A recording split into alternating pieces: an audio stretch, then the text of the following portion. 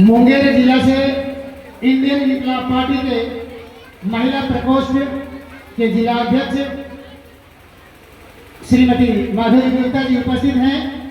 आइए हम लोग इनसे बहुत ही जोरदार आवाजों में हम लोग इनके भाषण को सुनने का प्रयास करेंगे। ये नारी सशक्तिकरण के प्रति हम लोगों के बीच में एक शेरनी के रूप में है। इन शेरनी का आवाज हम लोग सुनेंगे। आइए।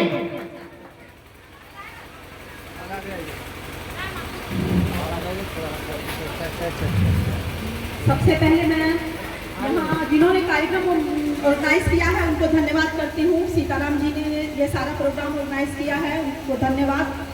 और हमारे मंच पे उपस्थित सभी पदाधिकारीगण जो भी हैं उनको मेरा हार्दिक अभिनंदन है। और जिस जोश के साथ हर जगह सीताराम जी कार्यक्रम करते हैं उनको मैं दोबारा से हार्दिक अभिनंदन करती हूँ। और ज्ञान गुप्ता सर, जिनका मैंने आज फेस टू फेस मेरी मुलाकात हुई है उनसे, मैंने मीडिया में और वो मोबाइल के जरिए बहुत नाम सुना उनको, मैं उनको बहुत बहुत प्रणाम करती हूँ। और यहाँ उपस्थित हमारे पान भाइयों, मेरी बहनों, सबको मेरा प्रणाम है, हार्दिक अभिनंदन है। नारी शक्ति, मैं अपनी नारी शक्ति को बहुत नमन करती हूँ, क्योंकि सबसे ज्यादा काम महिलाओं को ही होता है। भाई ये तो तैयार होके चले आते हैं, पर अगर हमारी महिलाओं को कहीं जाना होता है तो सुबह से वो तैयारी करती है, खाना बनाना है, बच्चों को खिलाना है, पति को भी खाना दे देना है, उसके बाद कार्यक्रम में जाना है। एक बार मैं अपनी नारी शक्ति को बोलती हूँ, नारी शक्ति, नारी शक्ति। और आज विक्रमपुर में मैं आई हूँ और मैं बहुत कठिन परिस्थिति में आई हूँ। मेरा मोबाइल ऑफ है क्योंकि मैं मतदाता सत्यापन में मैं काम में लगी हुई हूँ और डीएम साहब घूम रहे हैं और आज मुझे लेटर भी मिल सकता है स्पष्टीकरण का। और आप लोगों के प्यार ने मुझे खींच लाया, क्योंकि मैं नहीं आ रही थी, पर मुझे लगा कि नहीं जाने से बहुत उदासी आएगी। सीताराम जी मुझे कल भी कॉल कर रहे थे, मैं माफी चाहती हूँ, मैं बहुत व्यस्त थी, मैं कॉल नहीं उठा पाई। पर आप लोगों से जो मेरा बंधन बन गया है ना, मैं चाह के भी नहीं छोड़ सकती उसको। मैं आरक्षण के लिए आई थी, इसमें मैंने अपने बच्चों का दर्द देखा था। मैं कोई नेता नहीं हूँ और बस आपकी तरह एक साधारण महिला हूँ, पर जब आरक्षण गई थी ना, तो वो जो दर्द था, दर्द जिसको दर्द कहते हैं, मेरे घर में बहुत सारे बच्चे रो रहे थे, चाची आरक्षण चला गया, अब क्या होगा। मुझे लगा आरक्षण चला गया, सच में अब क्या होगा। कोई तो हो ऐसा जो हमारे लिए खड़ा हो। बहुत रोना आ रहा था कि कोई नेता हमारा ऐसा नहीं है जो हमारे लिए खड़ा हो। और मैं अपने राष्ट्रीय अध्यक्ष आईपी गुप्ता सर को दिल से नमन करती हूँ। मैंने आईपी गुप्ता सर को फोन लगाया, क्योंकि सर को जमालपुर आए थे तो 2019 से सर को जान रही थी मैंने सर को बोला, सर आरक्षण चला गया, अब क्या होगा। सर बोले, माधुरी, सर की आंखों में भी बहुत आंसू था। बोले, माधुरी, मैं सोचता हूँ क्या करना है, रणनीति बनाता हूँ कि आरक्षण चला गया, क्या करना है। यह आरक्षण का जो दर्द है ना, हम गरीबों का दर्द है, हम अमीर लोग नहीं है।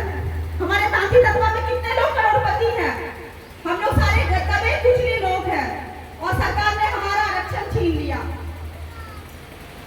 उनको कैसे लगा कि इनका आरक्षण छीन लिया जाए। एक बार वो सर्वे तो कर लेते, 80 लाख के जगह पे 24 लाख गिनवा दिया उन्होंने। ये भी गलत किया, आरक्षण छीना गया हमारा। किस आधार पर उन्होंने आरक्षण छीना, ये भी लगता है उनको अभी तक समझ नहीं आया, क्योंकि हम लोग आरक्षण के ही लायक हैं।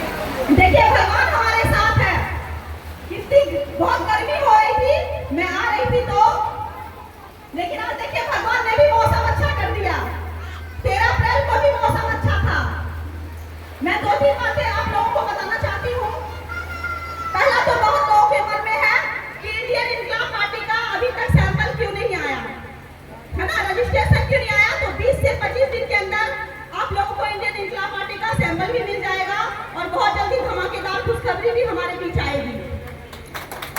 और दूसरा मैं बताना चाहती हूँ, आरक्षण और राजनीतिक हिस्सेदारी दो पहलू हैं।